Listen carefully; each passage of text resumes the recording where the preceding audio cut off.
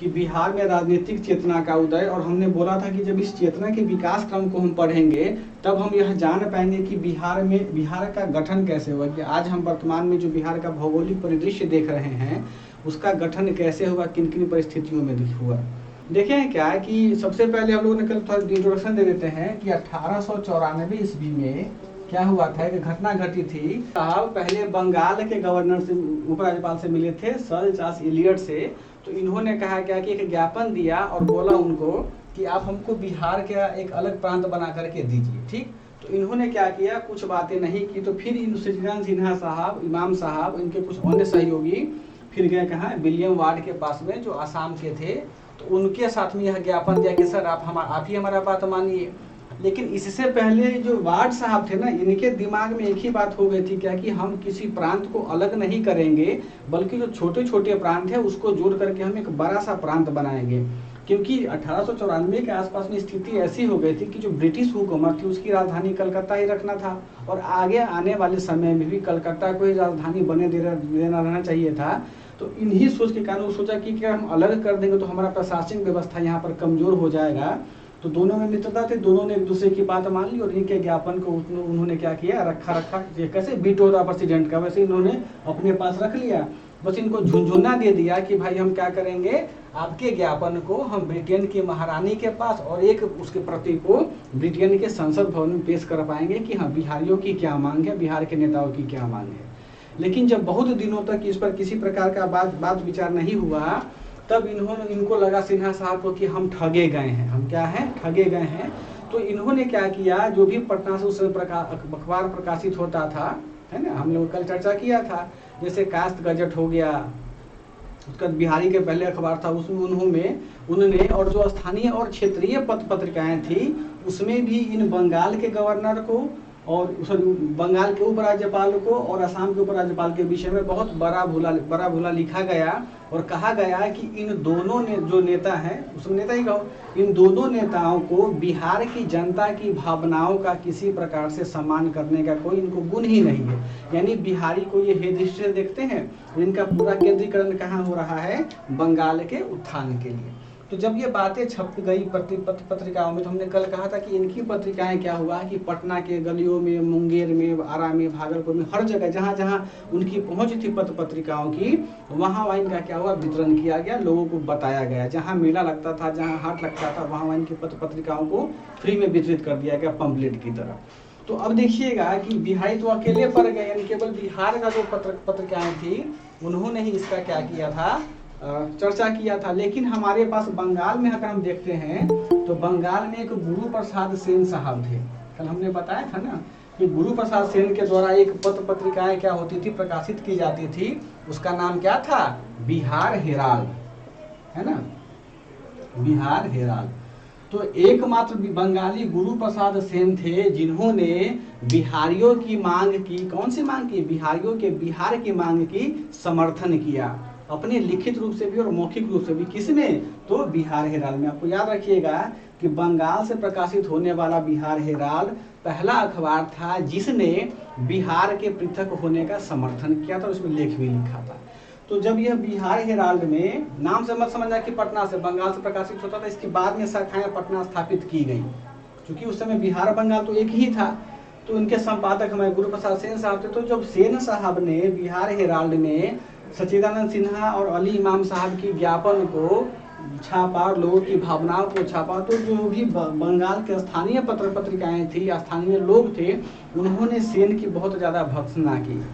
यहाँ तक ये हुआ कि इनको जब ये बाहर निकलते तो इनको इनका बहुत मजाक उड़ाया जाता था, और बंगाली लोग इनको बोलते थे कि भाई तुम बंगाली नहीं हो, तुम बंगाली के प्रति क्या, बंगाल का देशद्रोह बोलते थे कि तुम बंगाल के, जो होता है ना कि बंगाल से तुम्हारा कोई लगाव नहीं, कि तुम बिहारी के पास में चले जाओ, पूरा घर द्वार छोड़ दो। जब इनकी जीवनी पढ़ेंगे, जो कोई अच्छी किताब पढ़िएगा, उसमें सारा इनकी देखिएगा जो व्यथा होता है इनका, सिन्हा साहब ने जो भी तकलीफ झेला, इमाम साहब ने जो भी तकलीफ झेला है, उन सबको पढ़िएगा, तब आपको समझ में आए कि कितना स्ट्रगल करने के बाद हम बिहार की स्थापना को देखते हैं।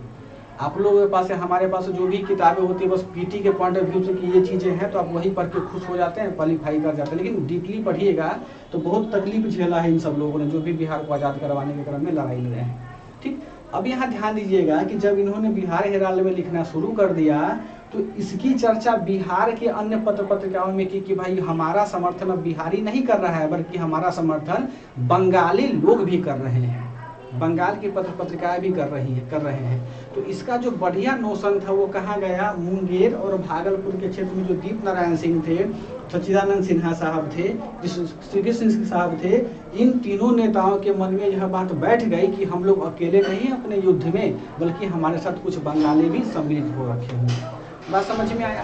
अब देखिएगा इसी के बाद में जब 1903 ईस्वी की बात आती है, 3 ईस्वी की बात में आती है, तो इस समय में लॉर्ड कर्जन साहब का देखिएगा, लॉर्ड कर्जन साहब ने एक प्रस्ताव पारित किया, क्या, बंगाल विभाजन करने का, है ना, बीपी का इन्होंने प्रस्ताव लाया। ध्यान रखिएगा 1905 में तो बंगाल विभाजन हो, बल्कि इसकी योजना जो थी वो 3-4 साल पहले से चली आई हुई रही थी। तो कर्जन साहब से वहाँ के स्थानीय जो कार्यकारिणी परिषद होती थी ब्रिटिश सरकार का, उससे पूछा गया कि भाई आप बंगाल को क्यों अलग करना चाहते हैं, भाई बंगाल को अलग करना चाहते हैं किसी से, आसाम वाले क्षेत्र से। तो इन्होंने तर्क दिया क्या कि बंगाल में जो है वो अधिकांशतः ब्राह्मणों और कायस्थों का समूह है, और ये लोग हमारे प्रति क्या है, विश्वस्त हैं, हम लोग हमारे प्रति क्या है, विश्वस्त हैं।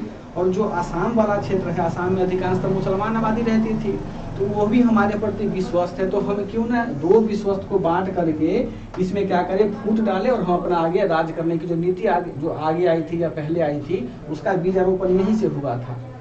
लेकिन इन्होंने बहाना मार करके क्या बोल दिया कि नहीं, हमको प्रशासनिक दृष्टिकोण से हमको शासन करने में बहुत तकलीफ होती है, यानी गवर्नर साहब है बंगाल में, कभी उनको आसाम में यात्रा करनी होती है, तो आसाम का इतना जर्जर रास्ता है, पहाड़ से जाओ, पर्वत से जाओ, मैदान से ब्रह्मपुत्र के मैदान बाढ़ में हिल करके जाओ, तो इनकी तकलीफ होती थी, इन्होंने बहाना यह मार दिया।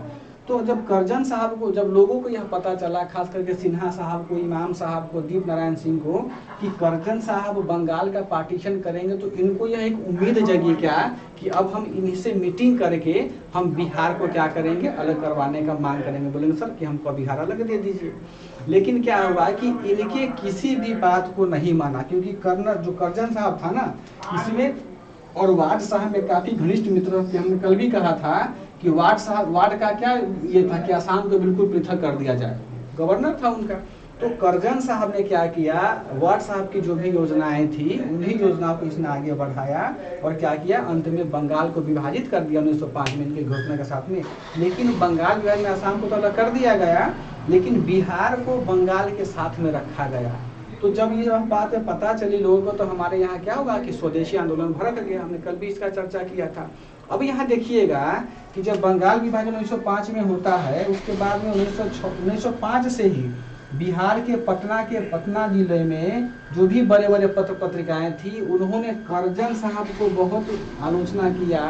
उसके बाद हमारे जो नेता थे सच्चिदानंद सिन्हा साहब, दीप नारायण सिन्हा साहब, उनकी भी आलोचना की गई कि भाई इनमें इतना कैपेसिटी नहीं है कि वो कर्जन साहब से मिलकर के अपने बिहार के अलग मांग को मनवा सकते। हम लोग को भरोसा दिया गया था, कल भी डिस्कस किया था हम लोगों ने। तो पटना के स्थानीय अखबारों ने और साथ साथ में जो छोटे नेता थे, उन्होंने चौक चौराहे पे तंबू लगा करके लोगों को इकट्ठा करके बोला कि भाई तुम क्या करो, विदेशी वस्तुओं का बहिष्कार करो, तुमको जो भी चीज़ करना है हमको क्या करना, खुद से उसको उपजाओ और खुद से बनाओ, यानी अपने आप से आप खरीदिए।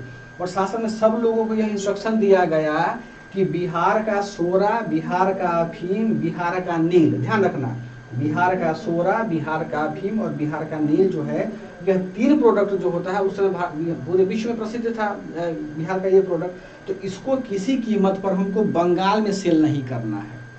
सारे व्यापारी को चुनौती दे दिया गया, इंस्ट्रक्शन दे दिया गया। लेकिन भाई व्यापारी को तो सर सोरा, अफीम और तीसरा क्या बोले सर? नील जो चंपारण में होता था नील की खेती। जी जी। तो जो 3 प्रोडक्ट थे हमारे, तो सारे व्यापारियों ने सभी नेताओं ने सभी व्यापारियों से आग्रह किया, और साथ में जो तंबू लगाया था चौक पे, सब लोगों के अनाउंसमेंट किया गया कि जो भी किसान है या जो भी व्यापारी है, कृपा करके इन 3 प्रोडक्ट को कम से कम आप यहाँ पर ना भेजे बंगाल में। क्योंकि आपको पता है कि हमारे यहाँ बिहार में ना सोरा जो होता है, सोरा, अफीम और नील, ये 3 प्रोडक्ट जो था, यही 3 प्रोडक्ट ने ब्रिटिशर्स को, डचों को क्या आकर्षित किया कि अपने यहाँ क्या किया, उन्होंने व्यापार करने के लिए विभिन्न प्रकार की कोठियाँ बनाई। तो अगर यह 3 चीजें हमारे यहाँ नहीं होती ना, तो अंग्रेज शायद पटना में इन्हें नहीं करते। इस चीज को समझिएगा, एक एक लिंक को पकड़ते जाइए, है ना, अपने आप सारी बातें क्लियर होती चली जाएगी। तो जब इन्होंने अपील किया तो जो स्थानीय नेता होते थे, तो ये 3 प्रोडक्ट को लेकर के हमको, हमारे नेताओं ने हमारे किसानों को सावधान किया। तो अब जरा सोचिए कि क्या इन 3 प्रोडक्ट को व्यापारी व्यापार नहीं करेगा तो खा पाएगा? नहीं खा पाएगा। इसीलिए देखिएगा ना कि इन तीनों प्रोडक्ट के सबसे ज़्यादा पालन करने वाला कोई अगर समुदाय है तो वह समुदाय था बिहार में कृषक। इसलिए देखिएगा 1905 के बाद से बिहार में जो भी आंदोलन होते हैं ना, उस आंदोलन में कृषकों की भागीदारी बहुत अधिक होती है। क्योंकि देखो उसका कारण था ना कि कृषक सब होते थे अनपढ़, और जो नेता लोग थे सब आते थे इंग्लैंड से पढ़ के आता, तो कोई बैरिस्टर था, तो कोई वकील था, कोई जज था। इमाम साहब ले लो, हसन इमाम, अली इमाम, शहीजान सिन्हा, श्री कृष्ण दीपनाथ सिन्हा, सब बैरिस्टर थे। तो इनके किसान के नजर में यह लगता था कि भाई ये लोग पढ़े लिखे हैं, अच्छी बातें हमको बोल रहे हैं, तो हमारे भले के लिए बोलते हैं। तो किसानों ने इनकी एक एक बात को माना। तो जो अभी चंपारण विद्रोह हम लोग पढ़ रहे हैं ना, तो हम सीधे पढ़ते हैं कि गांधी जी गए, नील की खेती था, ये था, वो फलाना ढिमकाना था। सबका जड़ देखिएगा हमारे बिहार के इतिहास में के स्वतंत्रता आंदोलन से ही निकल करके आया है। आपको किसी किताब में ये चीज़ें नहीं मिलेंगी, खुल के नहीं बोलते हैं कोई आदमी, बाकी सोर्स की कमी है। लेकिन देख रहे हैं कि सारा साइकिल एक दूसरे से जुड़ा हुआ है। तो केवल कृषकों ने ही क्या किया, इसका समर्थन किया, लेकिन जो मध्यम वर्ग थे और जो संभ्रांत वर्ग थे, उन्होंने क्या किया, इसका अवहेलना किया। वो लोग चोरी छुप करके व्यापार बंगाल से करते थे। तो व्यापार बंगाल से करते तो ठीक है कि, तो अब देखिएगा कि कृषकों ने आगे आने वाले आंदोलनों में जितने भी अधिक भागीदारी होती थी वह आम जनता की थी। चाहे हम सविनय वर्गीय आंदोलन देख ले, असहयोग आंदोलन देख ले, देखे हैं कि किसी भी बड़े घर की, बड़े का मतलब कि जो पैसे वाले संभ्रांत घर हो, उसके घर की महिलाएं कभी दादी के दुकान पे या साड़ी के दुकान पे या दारू की दुकान पे धरना दी है? नहीं दी है। कौन दिया है? हमारे यहाँ पे जैसे जो मध्यम वर्गीय लोग हैं, जो गरीब तबके के प्राणी हैं, उनका बाल बच्चा बीवी सब जाकर के धरना दिया है गांधी जी के कहने पे। क्योंकि जब भूख लगी हुई होती है तो भूख क्या देखता है कि अपने नेतृत्व को पहचानता है, वो नेतृत्व उसको सही दिशा में ले जाए, गलत दिशा में लेके चले जाए। तो कृषकों ने इनकी बात मानी, बाकी नेताओं ने बात उनका नहीं माना। क्योंकि इसका क्या होता था कि जो सोरा अफीम नील था ना, इसकी जर्मनी में, उसमें देखो फर्स्ट वर्ल्ड वार होने वाला था, उस समय अफीम की, सोरा की, नील की विदेशों में बहुत ज़्यादा डिमांड था। तो अंग्रेजों को चाहिए क्या कि हमको कुछ ऐसा मीडिएटर, कुछ ऐसे बिचौलिए मिले जो हमको बिहार से यह माल किसी भी तरह हमको यहाँ पहुँचाए बंगाल में। तो ऐसे बहुत लोग निकल गए हमारे, खास करके आरा से, भागलपुर से, मुंगेर से, बहुत सारे ऐसे बिचौलिए थे कि जो अंग्रेजों के लिए काम करते थे। ठीक, अब देखो ये चीज़ें समझ में आ गई। अब हम आगे देखते हैं क्या कि आगे देखने के बाद कि जब इसका विद्रोह हो गया, विद्रोह हुआ, हमारा विभाजन किया गया, तो इसका विद्रोह बंगाल में भी हुआ, पूरे भारत में भी हुआ और बिहार में भी हुआ।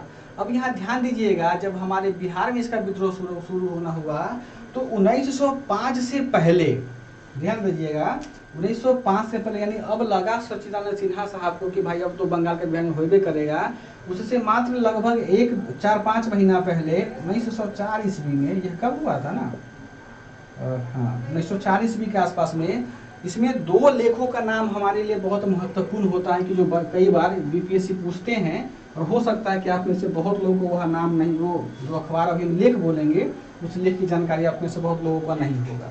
ठीक, तो अब बिल्कुल यह जब बात तय हो गया कि बंगाल विभाजन होबे करेगा और बिहार को भी बंगाल में शामिल कर लिया जाएगा, अलग नहीं किया जाएगा, तो सिन्हा साहब क्या थे कि इस बात को भांप लिए। तो उन्होंने क्या किया, उन्होंने 1904 में, यानी एक तरफ हमारे सिन्हा साहब थे और दूसरी तरफ हमारे थे अली इमाम साहब। ध्यान रखना, दोनों काफी अच्छा। देखो हम लोग क्या होते हैं, अभी जितनी मित्रता होती है तो आप कह के बुलाते हैं ना, तो सिन्हा साहब इनको बोलते थे तुम अली इमाम कैसे हो, ये बोलते थे तुम सिन्हा कैसे हो, यानी दोनों दूसरे में काफी अच्छी दोस्ती थी, दोनों दूसरे को तुम कह के बुलाते थे, है ना। ये बिहार सरकार का जो भी अच्छी किताब देखिएगा उनमें स्टेटमेंट लिखा गया हुआ, आगे हम एक स्टेटमेंट के बारे में चर्चा भी करेंगे। तो देखो 1904 ईस्वी में क्या हुआ कि सिन्हा साहब ने और अली इमाम साहब ने एक मोर्चा संभाला। क्योंकि मोर्चा क्या संभाला कि अब जब इन दोनों को लग गया कि हमारे यहाँ हम तो विभाजित अब होबे करेंगे, तो जनता का सहानुभूति प्राप्त करने के लिए कि अब आने वाले जब एक साथ नहीं होगा तो विद्रोह तो होबे करेगा, तो जनता की सहानुभूति करने के लिए सिन्हा साहब ने एक एडिटोरियल लिखा। किसी आदमी को पता है एडिटोरियल का क्या नाम है? द पार्टीशन कर कुछ है सर ना? द पार्टीशन करके कुछ है, लिख दे वही, द पार्टीशन करके कुछ है। नहीं सर, इसी तरह से सर है। देखिए उसका नाम लिख लीजिए आप लोग, the partition of lower province, है ना। देखो इसका काफी लंबा लेख था कि the partition of lower province and alternative proposal, and alternative proposal, इसको हिंदी में भी वही बोलते हैं ना, लिख लीजिएगा, द पार्टीशन ऑफ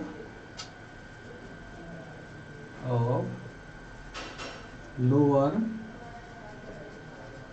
प्रोविंस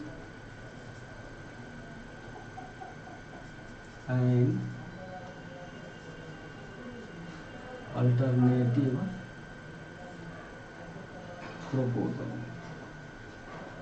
देखो अगर इसका हम हिंदी अनुवाद करते हैं तो क्या निकल के आता है कि 1900 बंगाल विभाजन से ठीक कुछ महीनों पहले सिन्हा साहब को जब यह लगा तो उन्होंने क्या किया, अपने लेख में जो बिहारी के नाम से छपा जाता था या कास्ट गजर था, उसमें इन्होंने क्या किया, एक एडिटोरियल लिखा। यहाँ ध्यान दीजिएगा कि बिहार में सबसे ज़्यादा संपादकीय लिखने वाले ब्रिटिश हुकूमत में सिन्हा साहब थे। इनका बहुत एडिटोरियल छपा हुआ है, हर बात पे संपादकीय लिख देते थे। कहीं आपसे कोई पूछेगा ना तो सिन्हा साहब का नाम बताइएगा, बहुत ज़्यादा आर्टिकल लिखते थे। यहाँ से नहीं बल्कि जब ब्रिटेन में बैरिस्टर की पढ़ाई कर रहे थे वहाँ भी आर्टिकल लिखते थे। वहाँ के भी स्थानीय पत्र पत्रिकाएं जो छपती थी वहाँ भी इनकी पत्र पत्रिकाओं में कुछ आर्टिकल इनका छपता था सिन्हा साहब का। इन्होंने क्या किया कि एक बहुत ही सुंदर ना हेडिंग से लेकर के देख रहे हैं कि the partition of lower province, यानी कि निचले प्रांत का विभाजन, एन अल्टरनेटिव प्रोपोजल, यानी एक वैकल्पिक प्रपोजल को क्या बोलेंगे हिंदी में, विकल्प, है ना, एक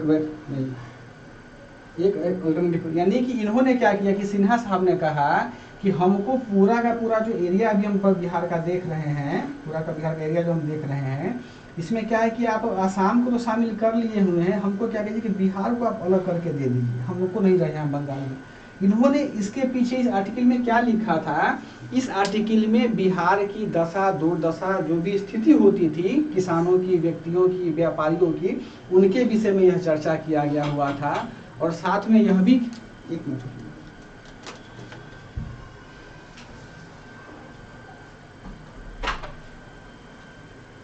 सोयाबीन आलू बना दीजिएगा।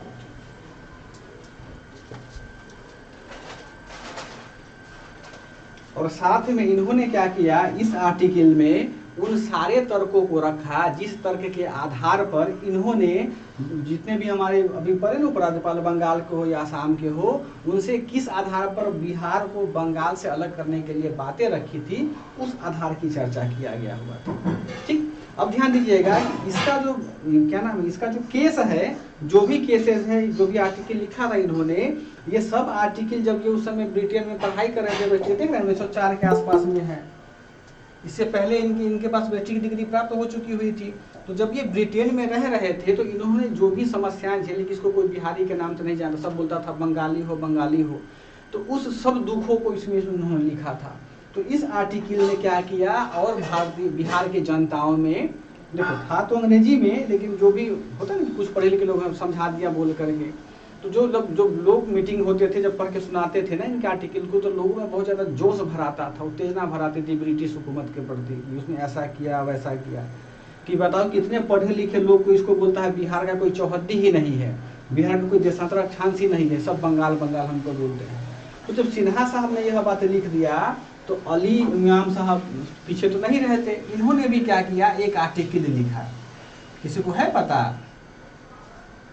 तो अली इमाम नहीं लिखा, अली तो ये था ना, महेश नारायण था नाम था उनका, अली इमाम आगे लिखा। और इसी के साथ में इनके जो मित्र थे महेश नारायण साहब ने, उन्होंने भी एक आर्टिकल लिखा। उस एडिटोरियल का कोई शीर्षक नहीं था। अब बताइए कैसे बताइएगा, फर्जी बात बोल रहे हैं खाली आप, है ना। देखिए बिहार सरकार की किताब में केवल यही लिखा गया हुआ है कि 1904 ईस्वी में बंगाल पार्टीशन के ठीक पहले सचिदानंद सिन्हा साहब ने the partition of lower province and alternative proposal के नाम से एक लेख लिखा।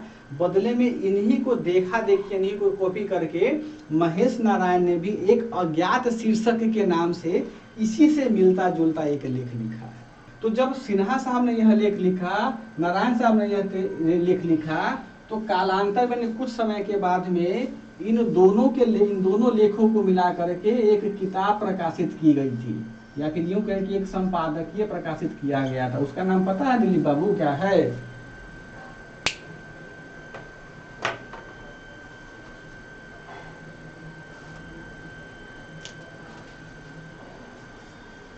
Bihari times sir. गजब करते हैं, आपको तो 22 तोपों की सलामी देना का मन करता है ना? ढाई टाइम्स नहीं था। देखिए पार्टी, छठ का गाना किनके यहाँ बज रहा है? बंद कर दीजिए, छठ मैया जब आएंगी तो बजाइएगा। कहाँ से आ रही है आवाज फिर? अब बंद हो गया है।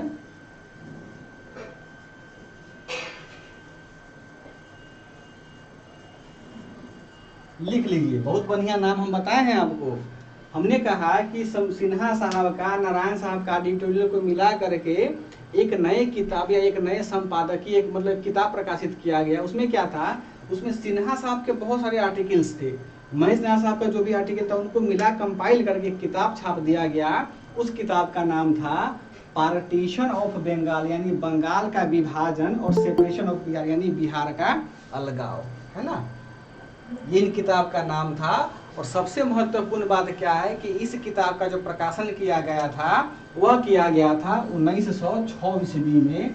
और यह किताब इतना अधिक संख्या में प्रकाशित कर दिया गया कि इनकी प्रति को, जो सिन्हा साहब के मित्र रहते थे इंग्लैंड में, इनकी प्रति को भी भिजवाया फ्री में कि भाई तुम बांट दो लोगों को और बताओ कि पार्टीशन यानी बंगाल। अब देखो 1906 में प्रकाशित हुआ ना, 1905 में तो बंगाल का विभाजन हो चुका हुआ था। तो इन्होंने अपनी व्यथाएं, अपनी बिहार के लोगों की व्यथाओं को इस आर्टिकल में क्या किया था, जगह दिया था। देखो इनके रिपोर्ट तो कुछ थे ही, इनके जो और तो पहले के आर्टिकल्स थे नहीं था कि बुक को अपडेट करना, तो आर्टिकल तो पहले से लिखे गए हुए थे, लेकिन उसमें कुछ और 1905 के बाद की घटनाओं को जोड़ करके इस किताब को लिखा गया। तो ध्यान रखिएगा, इस किताब का लेखक कोई एक व्यक्ति नहीं है। जब भी नाम आएगा तो सिन्हा साहब का और नारायण साहब का साथ साथ में आएगा। अब यह बीपीएससी पर डिपेंड करता है कि बीपीएससी महाराज इसको क्या नाम देते हैं। सिंगल नाम देते हैं तो सिंगलो मार दीजिएगा। अगर आपसे देखो पूछिएगा जैसे ABC का ऑप्शन दिया रहता है, जैसे सिन्हा जी रहे आपको, उसके बाद कि नारायण साहब रहे, तब तो ई मारिएगा। अगर मान चलो ये सिन्हा जी रहे, बी में कोई और, सी में कोई, तो सिन्हा जी जरूर मार दीजिएगा। यानी दो नाम याद रखिएगा। अगर दोनों रहे तो ई मारिएगा, अगर दोनों में से किसी एक नाम को आएगा तो उसको कोई एक मेंशन कर दीजिएगा। लेकिन फिर भी इसका अंतिम उत्तर क्या मानेगा भाई, ये हम नहीं बताएंगे, बीपीएससी पर छोड़ दीजिएगा आप लोग, है ना? फिर हमारे कहने पर अगर बोलिए गलती बोल दिया। बात समझ में आया? अब जरा देखो तो एक बात बताएं कि भारत के ऐसे कौन से लोग थे जिन्होंने बंगाल के विभाजन को अच्छा माना और लोगों ने बोला कि नहीं बहुत खराब चीज है। देखिए तो 1900 देखिएगा, केवल जो बिहारी बोलते हैं, केवल जो बंगाली ब्राह्मण थे, ध्यान रखिएगा, जो बंगाली ब्राह्मण और कास्ट थे उन्होंने ही बंगाल के विभाजन का समर्थन किया। बाकी इसके अलावा इसको छोड़ दे तो जितने भी समुदाय थे, चाहे मुस्लिम हो या दलित हो या ओबीसी के लोग हो, सब लोगों ने कर्जन के इस प्रस्ताव का, इस विभाजन का पुरजोर विरोध किया था।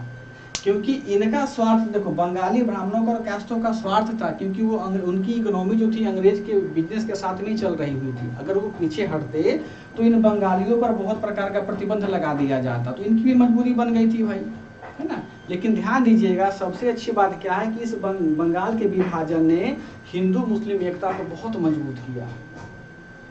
आज बोलते हैं ना कि हिंदू तो हिंदू है, मुस्लिम है नहीं, लेकिन इसका देखिए कि इतिहास है कि कभी आंदोलन मतलब झगड़ा हुआ ही नहीं एक दूसरे के बीच में। जब तक कि राजनीति का हस्तक्षेप नहीं होता है तब तक हिंदू मुस्लिम में झगड़ा ही नहीं होता है। राजनीति जहाँ इन्वॉल्व हुआ वहीं झगड़ा होता है। तो इसकी सबसे पॉजिटिव बात यह हुआ कि स्वदेशी आंदोलन के बाद में पूरे बिहार को छोड़ो कि पूरे भारतीय परिवेश में हिंदू मुस्लिम एकता में काफी वृद्धि देखी गई।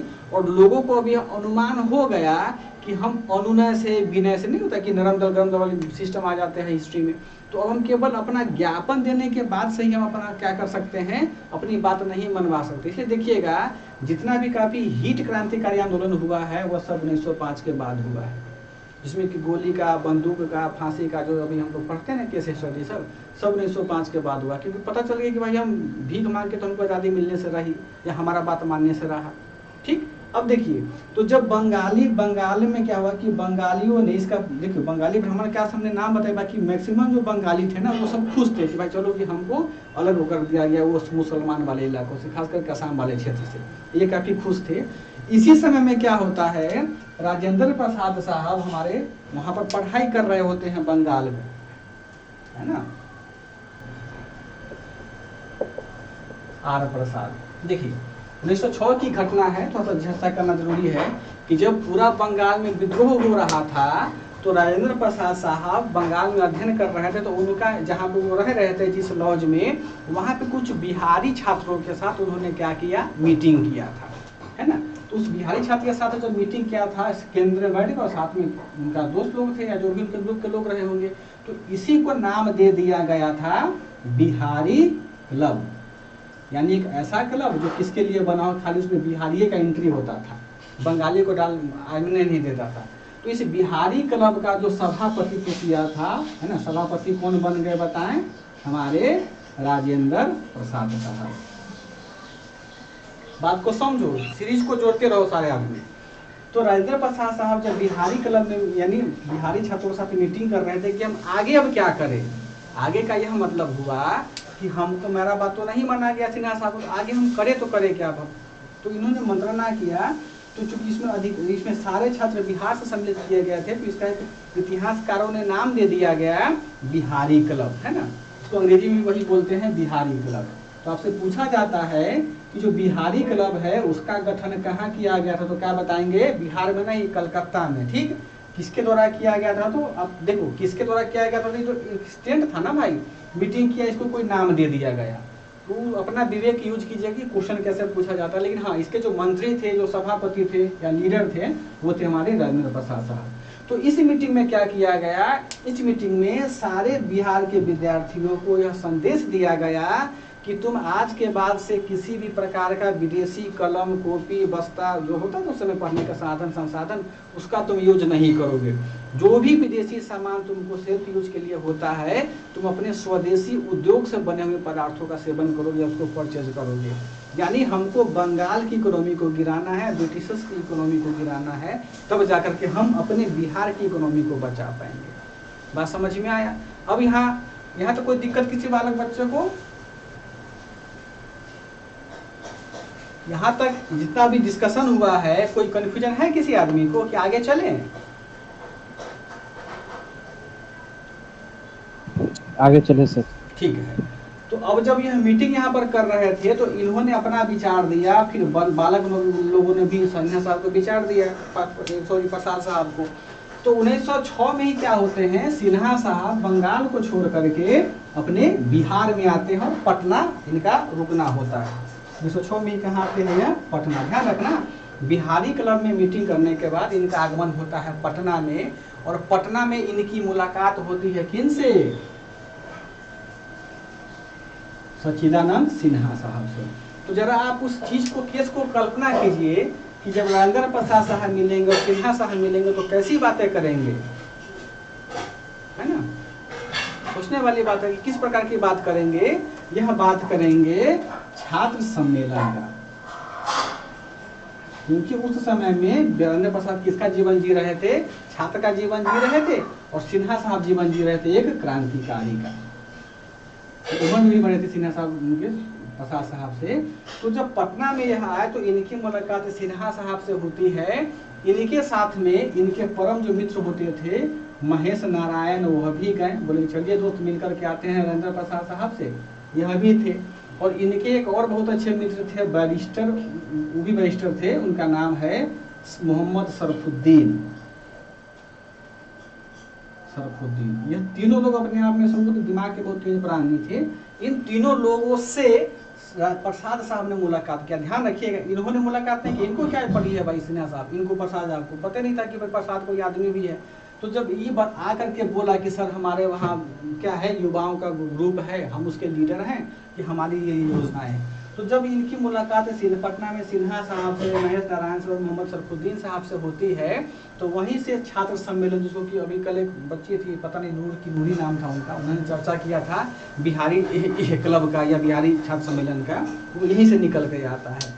तो सिन्हा प्रसाद साहब इनको, सिन्हा साहब को बताते हैं तीन लोगों को कि हमारे पास क्या है कि छात्रों की एकता है, कि आप हमको आदेश करें कि हम आगे क्या करें। बात समझ में आए, आप हमको क्या करें, आदेश करें कि हमको आगे क्या करना है।